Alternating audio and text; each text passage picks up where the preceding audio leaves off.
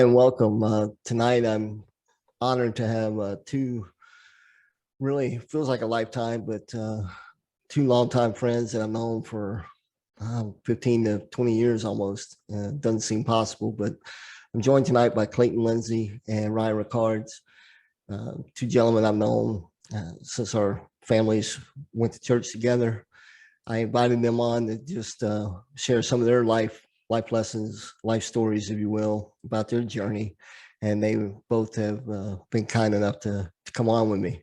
So maybe a one-time shot, but hopefully things will go well and they'll agree to come back. But as we get going, just want to introduce. This is all about life lessons with Scott and friends, and that's what we're doing tonight. And I'm just going to open up. Ryan Rickards, I'll throw it to you if you want to tell us a little bit about your wife and children. Tell us your story, and just wherever it goes, we'll follow. Yeah, no problem. Thanks, Scott, and thanks for asking us to be here. Glad we could finally make it connect. And Yep. As you said, yeah, it is hard to believe. I mean, I think we moved to Georgia from South Carolina back in 15, 16 years ago. And you and Clayton actually were two of the first people that we met when we moved down here. And it does not seem like it's been that long, yet it sometimes seems like it's been an eternity. But yeah, so my wife, Lori, although those that know her better like to call her Lorelei, well, she and I met back in Clemson. Back in 98, 99. I met there through the Baptist Student Union ministry there. I was a greeter there. And as new students were coming in, she was one that came in, and I kind of joke with her. She came in with her Letterman jacket from being in the band. And, I don't know that she believes me, but she's, one of the few people that I actually remembered from the time that she came in, what she was, how we met, and so forth. And, when she came in, I was like, okay, this is a very attractive lady, and I need to get to know her more. So over the course of time, we started talking, and she eventually gave in.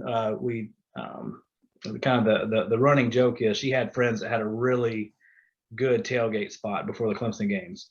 And when I say really good, I mean, like, you can throw a ball and hit the stadium. Me being a little lonely college student, we'd have cookouts over at our apartment and might have like 5 or 6 people over because, everybody wanted to be at the game. I would always invite her. She would always say no. And then eventually she caved, came over, and then I was able to start to go to the tailgates and stuff with her. But yeah, we've been together now a total of, it'll be 21 years this October from the time that we've been dating and married. We got married in 2003 in Spartanburg, and we've got 3 kids. Preston just turned 14.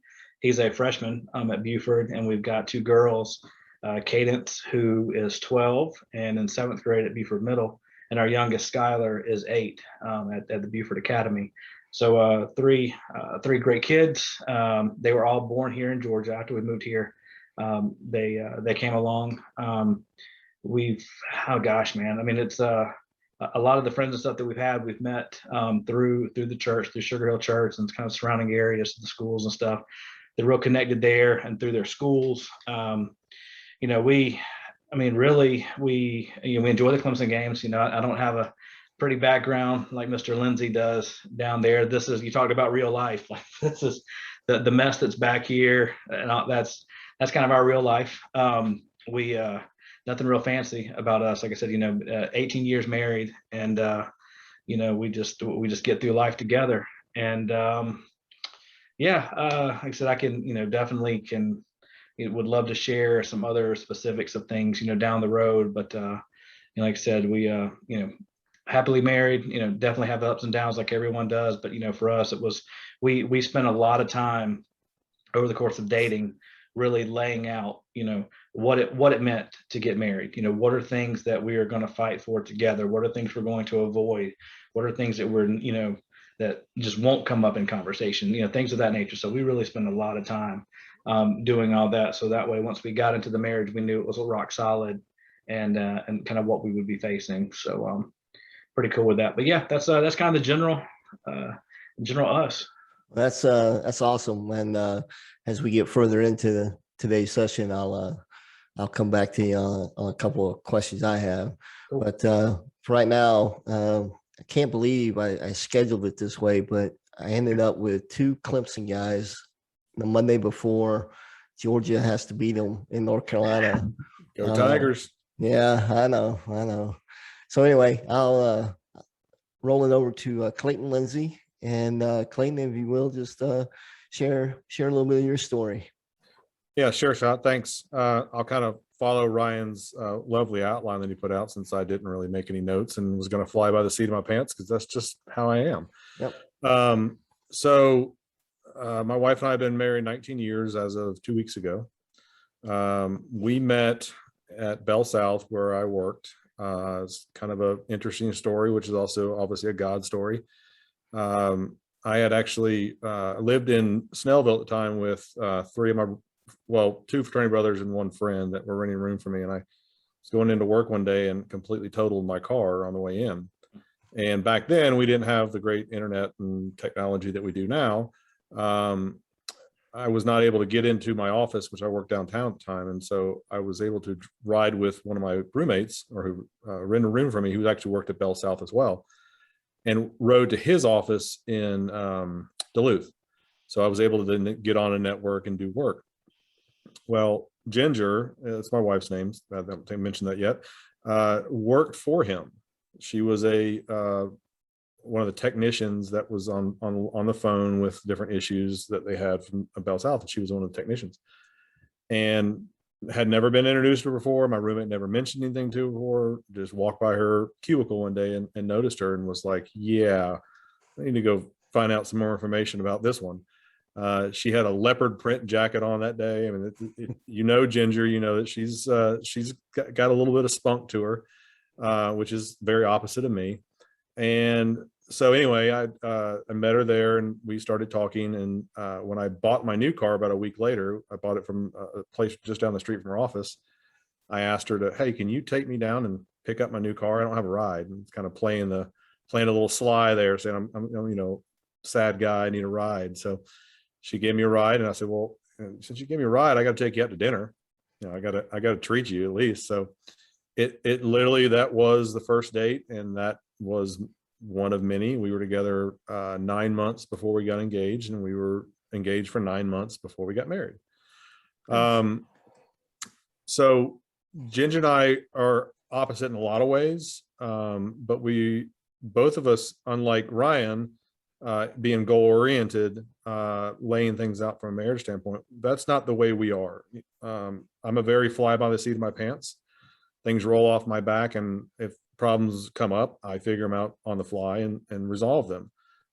That's how my life leads. That's how Ginger does the same thing very well as well. That's kind of even into my role as in my career. That's how I am. And it's effective in certain ways, and it's effective some careers. It's very effective in some it's not. Mine happens to be very well adapted to that. So we never really laid out a marriage plan and said we're going to do this in 5 years or 3 years or how many kids we're going to have. We literally just live life together. Through that time, we had 4 kids. Now they're spread out in pairs, and I'll give a slight story on that. Jackson is 16. He is a junior at Alliance Academy incoming. Jordan is 15. That's a girl. She's also at Alliance. She's a freshman. Judah is 11. He is first year in middle school at Fidelis Christian Academy incoming. Wow. This is his first year there. And then Jetta, who is 9, is at Shawnee Elementary School here in Cumming as well. She'll go into middle school in 2 years. So you can see that they're in pairs. They're boy, girl. So after Jackson and Jordan, which the 2 J's at that point weren't really on purpose, we actually had Ginger's tubes tied. We thought we were done. Well, me more than her, obviously. I mean, literally to the point where she had C-sections in all the kids. And I said, hey, Doc, while you're there, why don't you go ahead and tie those tubes and cut this car down? And he did. And a couple of years later, Ginger came to me and said, look, I'm not done. I want more kids. God's leading me to have more kids, which goes to the fact that, again, we don't plan. We just kind of live life, and as things come to us, we do it. So we had a tubal reversal and 2 more kids. When at that point, I got 2 J's, we got to keep with the J. So that's why you got Judah and Jeddah. So, that's kind of a quick baseline of who I am, who Ginger is. We're a fun loving couple. We love to socialize. At the same time, we don't like to socialize. We're kind of weird that way. We both go in spurts of we want to do all this kind of stuff, and we go in spurts of I don't want to do a thing, and we just want to be together and watch movies. And we play off each other very well. The yin and yang work out very well between the 2 of us. She's my best friend. I mean, at the end of the day, yeah, I love her, and she's my wife, and she is my soulmate from God's perspective, but she's also my best friend. And yes, we're never going to agree on everything, and that's the way I think it should be. I don't think you should always be in agreement with every little thing that you go through from a parenting standpoint or from a marriage standpoint. Yeah. It brings some salt into it, and it brings some life into it. So there's your little basis for you. Very good. I'm open to whatever you want to ask. I'm as you know, Scott and both Ryan, I'm not a mince. I'm pretty transparent. I don't really hide a lot of things from many people. So I think the one commonality that all of the folks I'm hoping to have on at one point or another, I think that's a commonality amongst us all, is we're all pretty straight with each other that I know of, and have always been pretty transparent about sharing our journeys, the good and the bad. So that's one of the things I hope that comes across in these little sessions, or whatever you want to call them. But so I'm struck by the fact, because Lisa and I met, and I won't tell the whole story, but we ended up getting married at 22 and 19. And Clayton, like you said, very much, we didn't have a master plan. By the time I was 26, we had 4 kids. That I can assure you, that is not written anywhere for anyone to follow. But now, being 55 and on this side of it, it's awesome, because the kids are, grown adults doing their thing, and Lisa and I are empty nesters. And lo and behold, she allowed me to have a little studio down in our basement, and we're living life pretty well. And we'll be 33 years in November. So God's blessed us. But yeah, Clayton, I can very much relate to living by the seat of your pants, and as life comes at you, you make a decision, you pray about it, you kind of come to a consensus together, and you do it. I wish I'd been more like Mr. Rickards there, and had a plan, or at least a semblance of, hey, this is kind of where we're going. We've kind of developed that in the last 10 to 15 years, but even then, I like having things come up and be just sporadic, and make moment by moment decisions. It's Scott, it does add spice. Yeah, Scott, I'll say my favorite Bible verse, and I ran across this when I was probably in high school, and it's never left me. It's Proverbs 16:1. You can make your plans, but the final outcome is in God's hands. Right. And I go back real quick to what I said about my career. So I started out, well, most of my career was in construction as a project manager. And you would think that a project manager would be planning for things. Well, I learned very early on I could plan all day long. But in construction, it changes not daily, not hourly, but minute by minute. Things, you have to be very fluid. And that's just how I've lived my life. I can plan to a point, but you've got to be fluid in certain aspects to be able to get through everything. Right. Not saying Ryan's rigid or anything like that. I know. No. He is, but and that's where I do want to interject real quick, because I think I might have misled y'all a little bit. We are far from the planners. We had nothing like when I was talking about the things that we talked about. It was, and I won't share my wife's story. That's for her to to do later. But there were events in her life that we talked about as far as things that I would not do. There were, one thing that came up was divorce. We talked about divorce a lot. And it was, we made the commitment that it doesn't matter what's going on.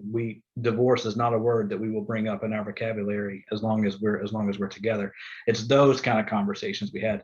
I will talk about flying by the seat of your pants. That is us, and I think that's probably why we all get together like we do. We didn't have a master plan of, by this time we're going to have this, job or this kid or whatever. So yeah, I am far from rigid, far from structured that way. So I did want to make sure I clarified that, because if anyone saw this and knew me and they're like, there's no way that dude has a plan, because that would, yeah. But Yeah. Clayton, one thing I want to say, it was really cool. So you mentioned your favorite Bible verse is Proverbs 16:1.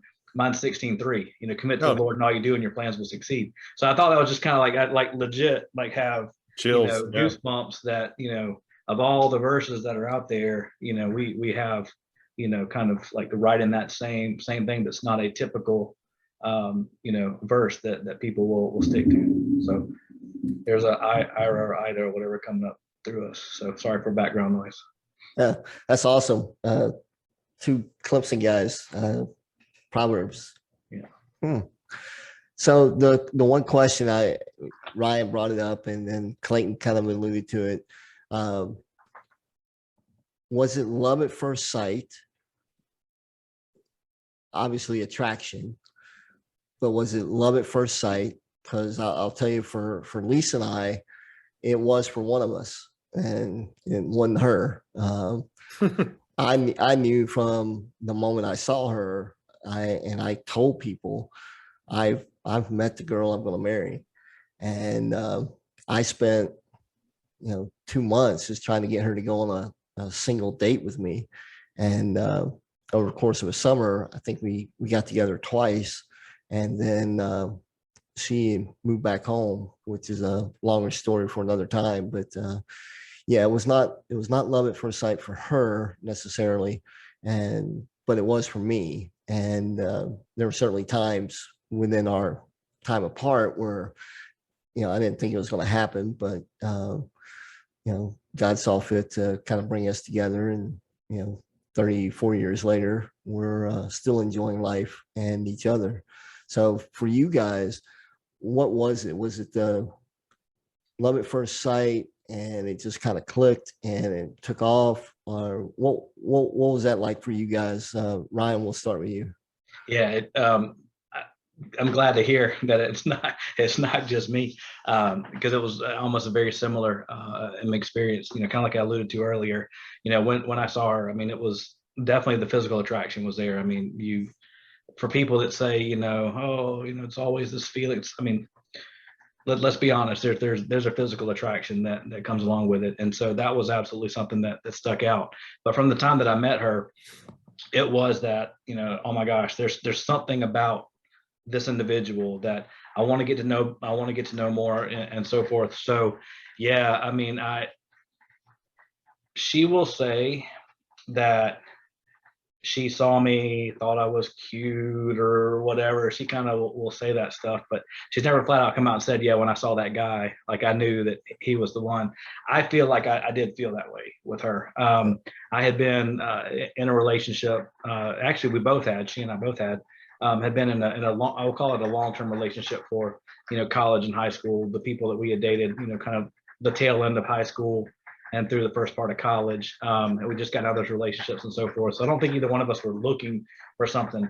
But when I saw her, I was like, yeah, I got to get to know her. So, we went to this, it was kind of like a garage church, if you will, before they kind of became a thing. Right. DCF, and Clayton, I don't know, you may have been familiar with this at your time at Clemson. So it literally was just this kind of church in this, room. And so we'd go there together. I come up to her after Sunday afternoons. Hey, come to cook out with me, come at our house or whatever. She would blow me off. And then we go to FCA and stuff. I'd be, hey, let's go out. Let's go do something afterwards. And it's like, no, I'm gonna go stay with my friends. A lot of stuff I can go into, but yeah, long story short, I do believe I definitely knew she was the one. She was one I wanted to, get to know. And as I did get to know her more, I was dead set on, yeah, this is the one. Yeah. Very cool. Clayton? Very, very similar. When I saw Ginger for the first time, it wasn't like the movie show where doves are flying all over the place behind her head. And you have this little zing moment. But yes, to the physical attraction, to the, I mean, just intrigued already, even just hearing her speak that first time on the phone. It's just something about that. I would say by the third day that I was in that office working from remotely, I knew that there was nothing. I had to figure out how to get her where she would go out with me. Yeah. And so the motivation, whether you call that love at first sight, I don't know. I'm never been that kind of a deep person. That's not the way my brain works. I guess looking back as Ryan was talking, I'm thinking in my head, you probably could call it that. I just never thought of it that way because it's just not how I think. Her was probably more like Ryan's story, and maybe a little bit mixed between you and Ryan. She was attracted to me mainly because of the no hair, my bald head. But she had just come out of a long-term relationship as well that didn't work out very well, and she was a little bit hurt. So she was. I mean, it was maybe a month before I met her, so she wasn't looking for anything. It wasn't really in her wheelhouse. But I think I worked, like I said, for the first date, it was probably 4 or 5 days I was in that office before I actually finally asked her out.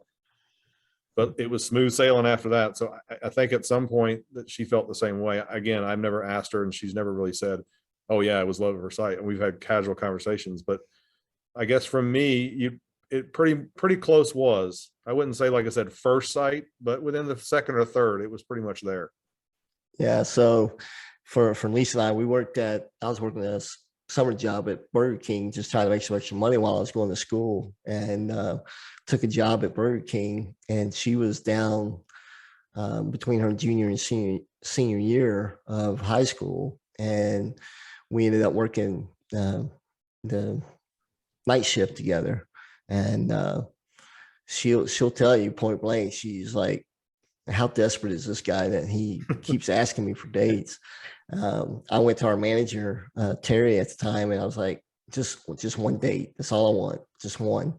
And so Lisa finally agreed, and we had a good time. The embarrassing part about that for me was I left my wallet at home that very first date, and she ended up having to pay for it. So good first impression. Yeah, somehow we overcame that. So that's how I know it was a total God thing that we were able to stay together. Amen. So I love this conversation. The other question I would have for you is as you started to grow, as you started to come together, and you kind of connect, and you're kind of knowing, yeah, hey, this may be the long term. What was that process like for you? If you can remember back to, as it got closer, man, am I going to ask her? Am I not? What was that time like for you, Ryan? Man, I was kind of hoping you're going to go to Clayton first on that one, because I can honestly say, like, I've never been asked this question before. So talk about flying off the seat of your pants. This is really going to be what comes out. I think what helped in establishing where it went and where we are today is we were both fundamentally on the same path. Where we met was a Christian-based organization. Faith has always been a strong foundation for us. Our set of friends were, they were alike but very different. But we ultimately, again, God and just kind of that basis of strong foundation was there. But I'll take it back a minute first. I don't know where Clayton took Ginger on his first date, and of course you had Lisa pay for yours. But ours was actually at Huddle House. I convinced her after one FCA thing that went into the wee hours of the morning.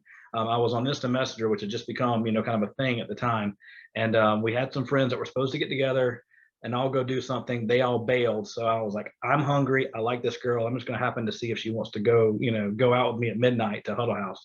She reluctantly did, and there's some stories behind that we can get into later. But we sat at that Huddle House in a little 2-person seat for I think we went till 3, 4 in the morning, just talking about life. It was really the first time that we sat down and just had a kind of a conversation. And it was in that moment that it was like, oh my gosh, there's something special about this girl. And so over time, as you know, we would eventually, you know, I'd ask her to more dates and we would start talking. It's I really can't, I mean, I can pinpoint that one moment as the, yeah, something special is going to happen. But I can't really say like how it evolved after that. You know, I know it was just, again, sitting down, having conversations, you know, going to different events, figuring out what she liked, what did I like, you know, just you know, again, Clemson's a special place for us. In fact, whenever I did propose, I knew it was right. We went to Huddle House, had dinner in that same spot, the same seat that we had our first date on. The dike is one of the areas up at Clemson that overlooks Lake Hartwell, where Clayton actually, you know, looks like he's sitting right now. And it's one of the places that we would go and we would sit, and you know, we may have some other little, you know, stuff going on at the time, you know, too. And but it was meaningful to us, and so I proposed there. And so, I mean, really, man, without saying, just the conversations and just kind of getting just really just spending time and getting to know each other. I can't really like put a definition to, but it was I just know just those conversations and really just getting to know each other and understand each other, and kind of being able to foresee, you know, what we felt like the future would be like based on where we were then, and again, what our beliefs were, just kind of how we, you know, neither one of us had these like super strong ambitions of I'm going to be a CEO one day, or I'm going to be the next, you know, Chipper Jones or anything like that. It was just, you know, we knew we wanted to do life, and we knew we wanted family and all that. And I think that was really kind of the really just the gist of it. Really, I think that's kind of cool though, because it's you know, it's not like movies or different books I read where, you know, plan this and you do this. It's the same thing for Lisa and I. It was, we got to know each other. It wasn't long-term planning. It wasn't, you know, hey, let's have, you know, 2 kids by the time we're 30, or Right. I would like to be in this setup. It was what are you about, and what are you like you said, the likes and dislikes, and oh, hey, that ticked her off, I won't do that again. You know, those types of things. So I think it's very cool that it was about getting to know Lorelai. Yeah, so I think that's fundamental to strong relationships that I know of. So Clayton. So before I get into the proposal and how that went, you know, if we're going to tell about what restaurants we went to on our first date, I guess I have to bring it up. I actually don't remember the exact restaurant. It was at Gwinnett Place Mall. It was out one of those outdoor restaurants. It was either Ruby Tuesdays or Charlie's. I can't remember which one. But what was funny about the story about that dinner was it got cut off pretty short.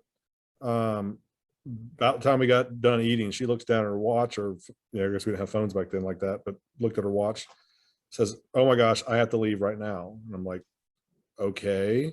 She said, "Dawson Creek's coming on." Oh, man. Great show. Yeah. So I said, "Well, I don't really watch it, but I'll come with you." You know, I wasn't ready for it to end. Right. I was like, this is not going to be the end of the story. So I went back to her apartment, watched Dawson's Creek with her, went home, of course, did not stay the night. But ultimately what was kind of neat about our relationship that is the center of God in our lives. And it didn't start off that way. And I won't get too much deep in Ginger's background, but right. She grew up in a Baptist church, a Christian church. Her mom was her rock when it comes to that. Her dad was not. Her dad's comments were always, "God and I have a special relationship." And that's all it was. And he wouldn't talk about anything. He was a heavy drinker, heavy smoker. He had issues. I loved her dad, but I say her dad because he's passed now, but she was following more in the footsteps of her father than her mother during this time. A lot of it based on a previous relationship she had, as I alluded to earlier. So what I think helped us solidify where I wanted to go with the marriage was watching her grow based on who I guess I was, or the Holy Spirit through me. I don't want to take credit for it because it wasn't me. But watching her grow, it probably was 6 months before I decided to take her to church. I don't remember exactly how that went. But it was at Sugar Hill. I was a member there at that point because my brother went there. And that was right with the church fire, by the way. Ooh, Oh, long wow. time ago. Yeah. So watching her grow in her faith, watching her mature, because she's 3.5 years younger than I was, and this was I was 22, so she was 19, similar to your age that you and Lisa met. Watching her grow maturity wise, that solidified it for me that this is 100% going to happen. Now, again, deciding how to propose to her and when to propose to her and all that kind of stuff. Yeah, of course I was nervous as all get out. I knew she was going to say yes. I wasn't worried about that, but it's kind of one of those life moments that you'll never live down. And I'll kind of give you a testament of, how family is important to me, and family is also important to Ginger. I proposed to her in front of both of our families at Thanksgiving dinner. Nice. Because I wanted to bring the family element into it. And it just, again, keep using that word, but solidified. That's how I was brought up to bring family into everything that you do. And she was too.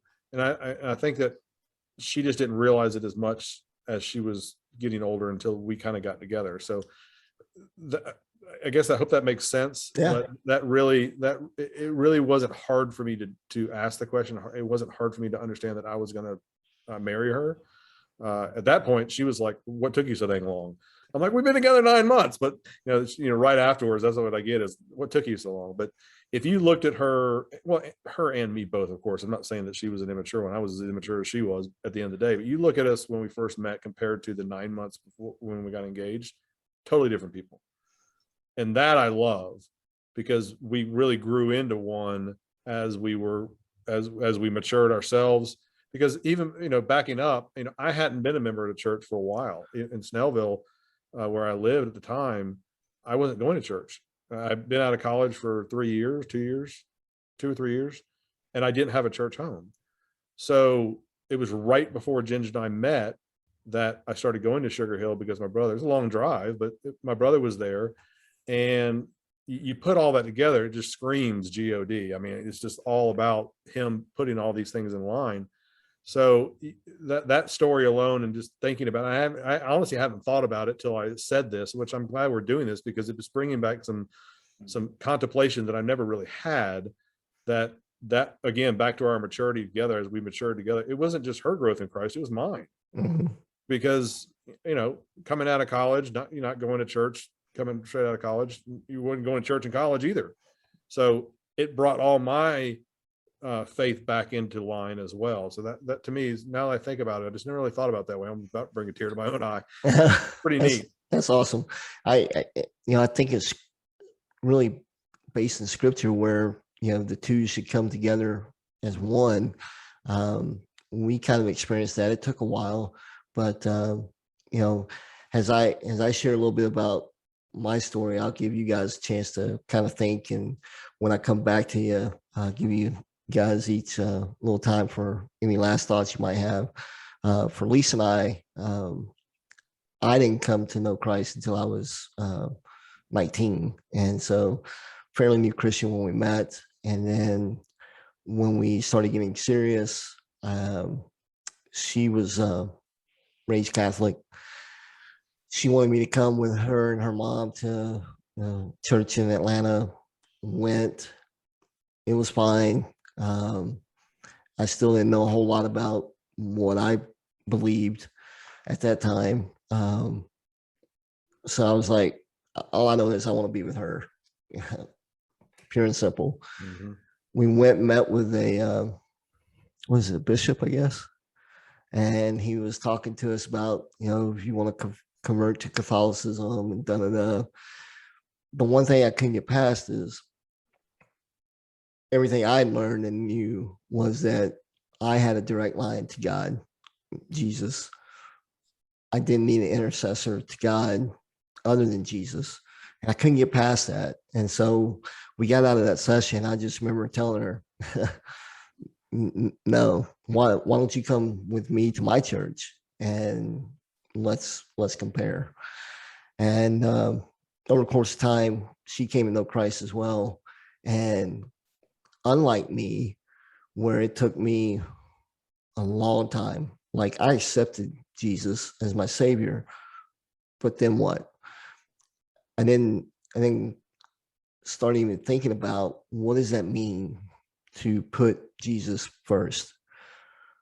Lisa did from the get-go and matured much faster than I did as a Christian. But yeah, for us, once she came back and we started going out, I knew when she came back the second time, I was dating a girl, had been dating her, and Lisa called. I was at a friend's house working out and came upstairs, answered the phone. She's like, hey, I know we haven't talked in a while. I've got pizza on the way to the house. Are you interested? I was like, sure, I'll be there in 40 minutes. I called my girlfriend and said, hey, something's come up and I'll talk to you tomorrow. And I made my way down to Buckhead. And never dated anyone else ever again after that night. So that for me was it. I knew just having that night, for me, I call it it. Whatever it is, Lisa had it, and I wanted her to be a part of my life. And proposal was in a Ford Ranger that I owned, sitting in the truck outside her apartment is where I proposed. And ever since then, it's just been us trying to figure it out as we go. And so thankful for God bringing her into my life and the life that we've had together. People will say all the time, man, you guys did this or you guys did that. And for me, I always tell people it's only by God's grace, love, and mercy that I get to enjoy the life I have, period. I've done some good things. I've done bad things, but through it all, it's been God's grace that has sustained me and our marriage and the life of our kids, the lives of our kids. So anyway, with that, I'll Ryan, come back to you one last time. If there's anything you want to share as we close. I mean, I think I'm glad you mentioned that. I mean, because I get the similar comments, it's like, oh my gosh, you guys look like, you never have any problems and you got this perfect life and it's perfect, and it's all this stuff. And it's like, well, we have a perfect marriage through Christ. Together, I mean, we're like anybody else. I mean, you have discussions and arguments and disagreements, and we're raising kids and we're trying to raise them right. And like Clayton, hit on earlier, there's things that I may, think or want to do differently than she does as it comes to, certain things. I mean, nothing's perfect. We're together because we're committed to Christ, and through that, we're committed together to Him and the sacrifices that He made, for us. So I'm glad you touched on that. One of the things that I didn't touch on. So, and Clayton, I think it was kind of when you were talking about some of the stuff that you guys in your dating experience kind of hit me. So Lori was essentially she was raised by her mom from the time she was around 6 years old. So when we met, she basically her mom was her rock. I mean, that was her life and everything. And I could see the relationship that they had and kind of the bond that they had. I'm extremely fortunate. I mean, my parents will be married 44 years, or were 44 years in March. And, so I've grown up in a house. I mean, I didn't see divorce. I knew I had friends and stuff, but I didn't know what that meant. But us having two different backgrounds really allowed us to, as we had come together, to discuss that. I mean, it was very eye-opening, how she was raised and the things that her mom had to sacrifice and do. So anyway, a lot more to that. What I did want to hit on real quick, and then I'll hand it back over to Clayton there, is on the proposal piece. So Christmas lights. I don't mind seeing them, especially with the kids. I love the kids actually going to see them. But whenever I was younger, and especially in college, I hated driving through and seeing Christmas lights. I absolutely hated it. She loved it.